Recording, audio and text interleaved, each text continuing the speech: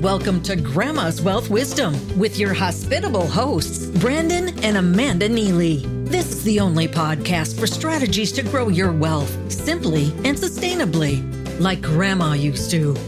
Without further ado, here are your hosts. Hey, I'm Brandon, and welcome to Grandma's Wealth Wisdom, where we work with you to build wealth Grandma would be proud of. And hi, I'm Amanda. Today's episode is titled On the Verge of Hope. We hear from so many people who only feel despair when it comes to their money. So no matter where you find yourself, whether you're unemployed, too busy to change, caring for a sick relative, or whatever the despairing situation, there are ways to find hope. We hope, pun intended, you finish today's episode with more hope than you have right now. It's a despairing world. It's easy to lose sight of our dreams. It's easy to actually stop dreaming entirely. Bad things happen to practically everyone at some point in our lives. For example, like we talked about a couple episodes ago, 1 out of 4 people will experience a disability before they reach retirement age. Not to mention the increase of natural disasters in recent years. And there's also health problems of all sorts. For example, I needed my appendix removed and had to pay people to work for me. I mean, I felt like I was taking disability for a little bit of time. It felt like, Amanda, like I was out of work and I had to get someone to work for me. Right. You were back to work within a week because I remember you sat down while you worked instead of standing so that you didn't have to pay someone else to be there for you. I did have them moving around boxes and things like that. So I felt, there was that thing where I had to pay somebody, and now I felt a little hopeless at that time.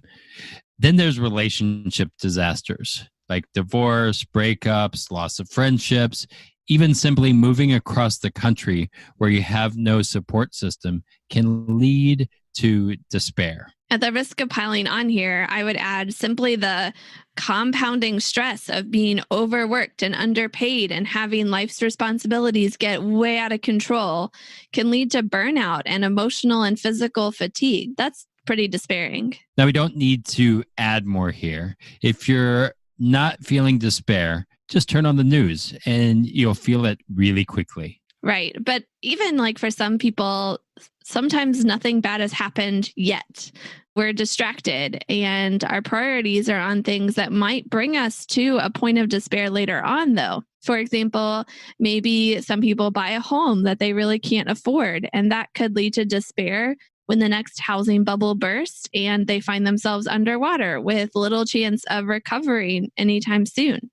Or maybe it's not the housing bubble that burst, but a pipe that burst and they're literally underwater within their home and they don't have the emergency fund to cover the things that are involved with all of that. And this could lead to a place of debt and despair. Here's Grandma's hard truth. Hope is not a strategy. I'm going to say it again. Hope is not a strategy. You can't hope yourself to a better situation.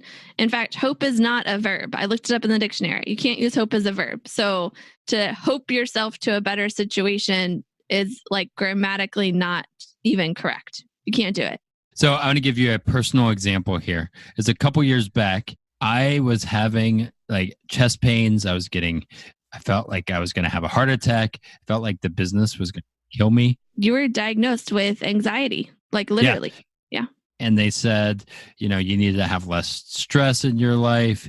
How much coffee do you drink was another question, which I own a coffee shop and I was drinking a lot of coffee. And I realized that I needed to change things. I needed to do something. So the first thing I did was lower my intake of coffee, which is a very hard thing to do as a coffee shop owner, at least at the time it was.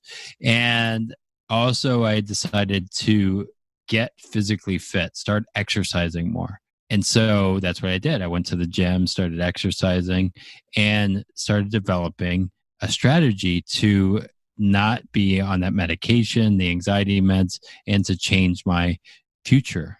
And that's what I did. So then now what I'm doing is taking it a step further and doing something with my nutrition, because it's not just working out, but it's eating healthy. Like if I just eat Big Macs all day, that's not going to help me with I could hope I'm going to be healthy, but if I'm eating Big Macs, it's not going to happen. Healthier is a great example. We're going to come back to it again. What Brandon's telling you is that like you can't hope yourself into better health, right? You have to actually like do something about it. Which is what I'm doing now, and doing some nutrition things with a friend of mine, Dr. Kim, and taking even further to get even better healthy. Better, more healthy. Yeah. So maybe health is a good example, and we'll talk about how this applies to your wallet and your wealth too. Another point about this whole idea, like hope is not a strategy, is that you also can't hope that someone else will fix the situation for you. Yeah. I had to actually do something about it. Right. And too many people place their hope in a politician or in the system to remedy whatever is causing them despair. In most circumstances, only you and your God have the power to rediscover hope in a helpless, despairing situation. Now, that doesn't mean you have to do it on your own, but you do have to be an active participant in moving from despair to hope. Yeah. You have to be an active participant.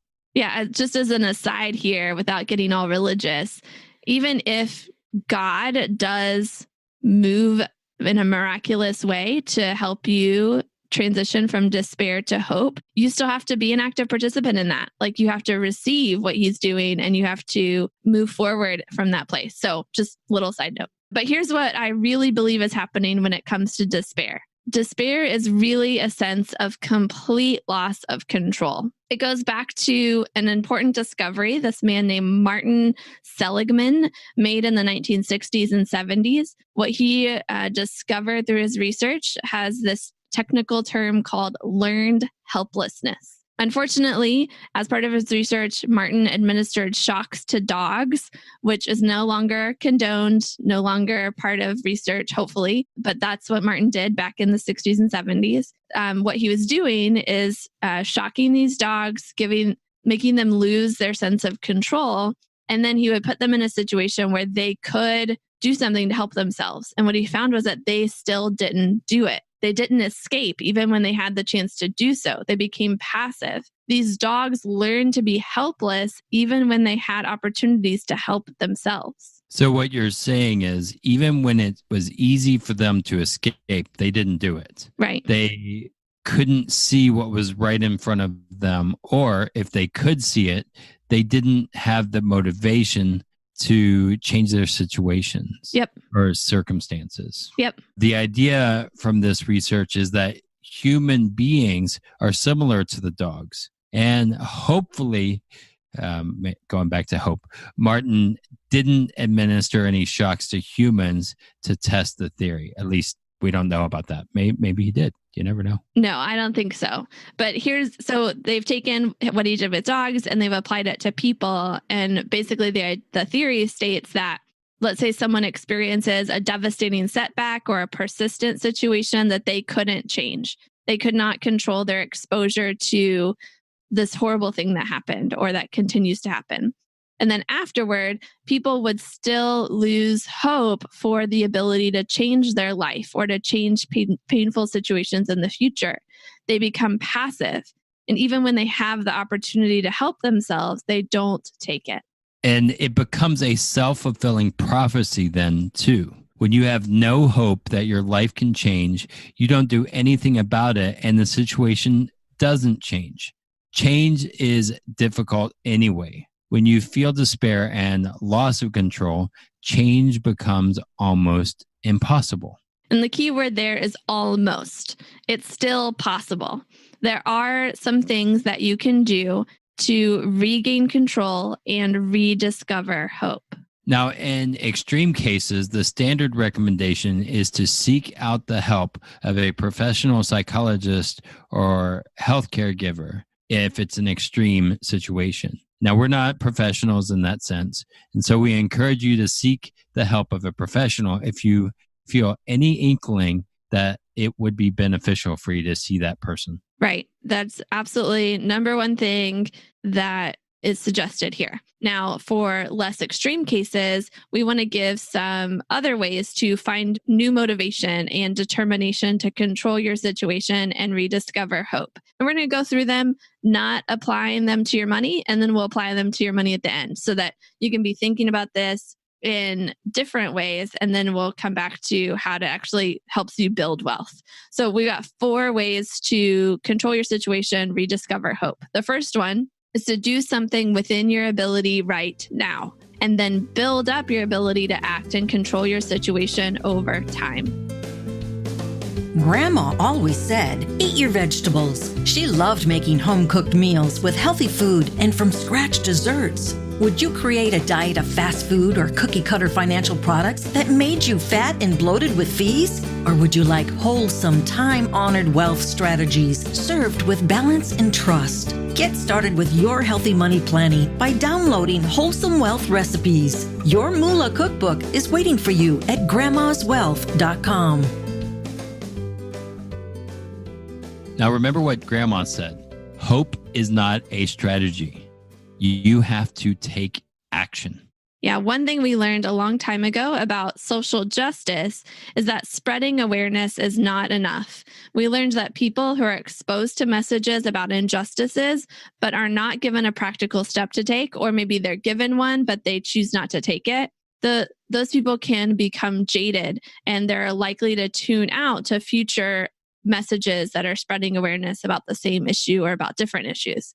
And we see the same to be true for personal change as well.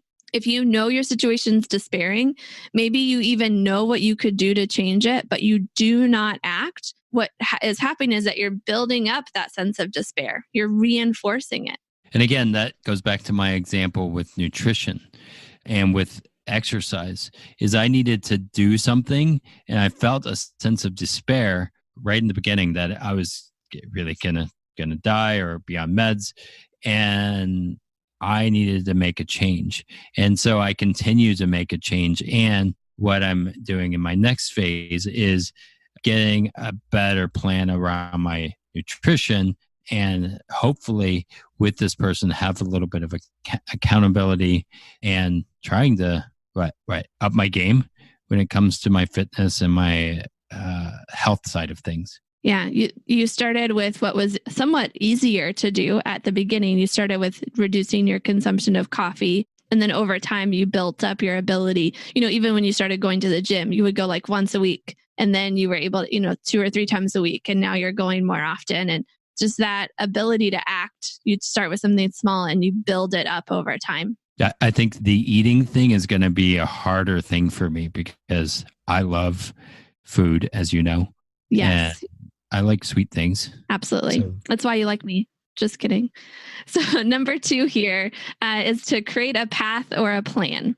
Often the motivation to take those smaller actions at the beginning can come from seeing where the first step will lead later on. Lots of people want instant results without any effort or work. I mean, I know I would love that, but it can take time and effort to build this. In order to find the motivation to put forth the effort, it's helpful to know the end results that work should build towards. For me, I want to know my end results of my health, nutrition side, and I kind of have an idea that it's going to give me the motivation to walk this journey.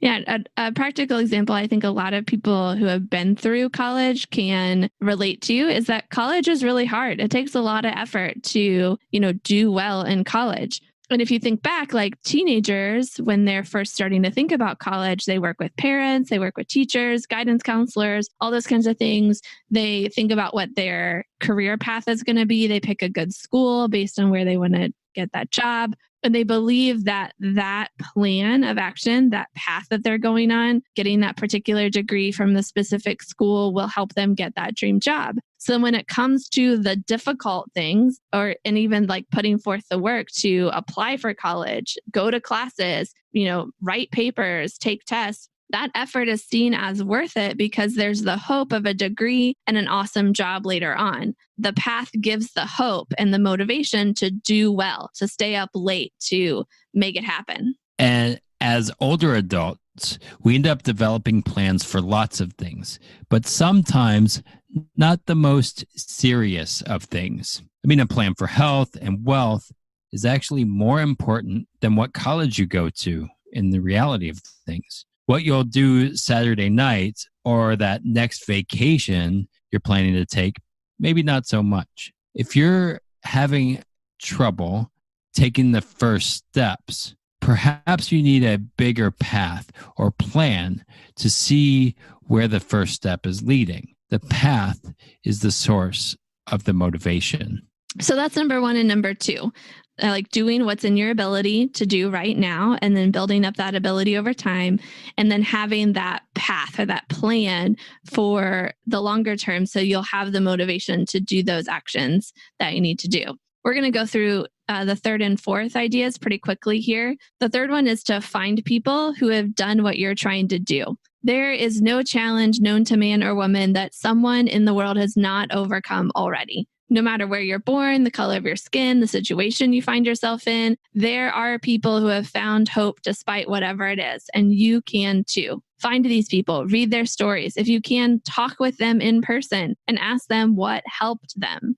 Now, with money, it can be really hard to find people that are willing to talk about it, to even know who to go talk to, because we don't often share what we're going through with money. So the strategy here is to talk with someone who knows lots of other people's story with money. Someone like Brandon or me that work with people. Now, obviously, we can't share their personal information. We keep that highly confidential, but we can share what's benefited people in similar situations to you. And then indirectly, you can learn from others who have overcome and found hope in their own situations. So that's number three, find people who have done what you're trying to do. And then number four is to perform an act of kindness.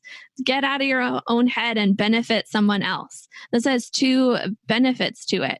First of all, it actually helps release helpful chemicals for yourself that clear the fogs of depression and so forth. There's actually a chemical reaction that happens in your brain when you perform an act of kindness for someone else that's helpful in the feelings of despair. And then secondly, it's also a practical action that builds your sense of control. If you can't do something for yourself yet, when we talked about number one there, you felt like, oh, I can't do anything. That's going to be impossible. Perhaps doing something for someone else will help you see that you might be able to do something for yourself too. Even if that thing that you do for someone else is totally different, you're still going to build up your sense of control, your sense that you can take action.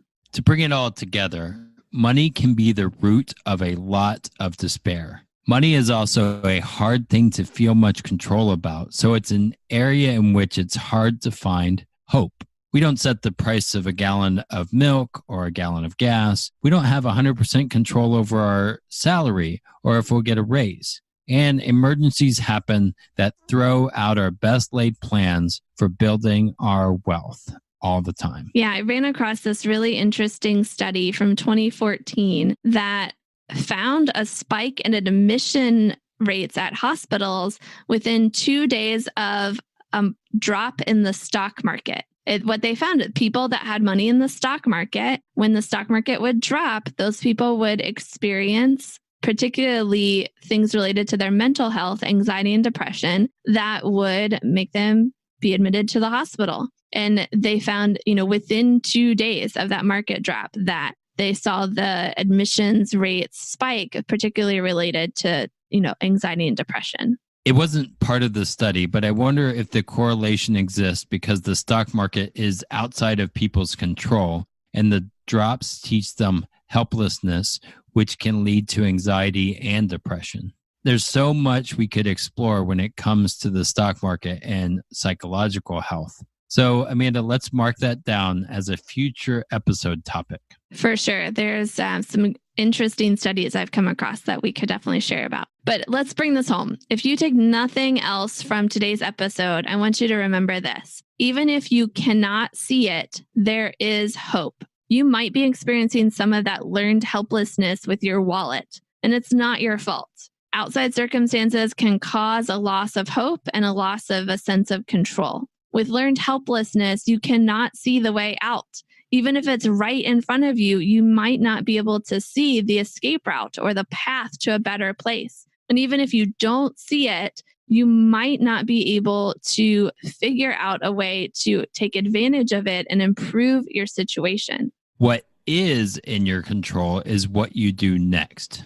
Remember, hope is not a strategy. So getting some outside perspective to help you see what might be difficult to see on your own is really important and is a strategy. Plus, it's a strategy that can lead to A, a path forward to your money, and B, actual steps to change your situation. To get some outside perspective, take 30 seconds right now and go to grandmaswealthwisdom.com and request a meeting. Select a time to talk for 15 to 20 minutes, and we look forward to seeing if we can help work alongside you develop a path and hope and to take some helpful steps towards that hopeful dream you have. Yeah, so use the link in the show notes to go to our website and schedule that meeting. In the next episode, we're going to be wrapping up this series of On the Verge of episodes with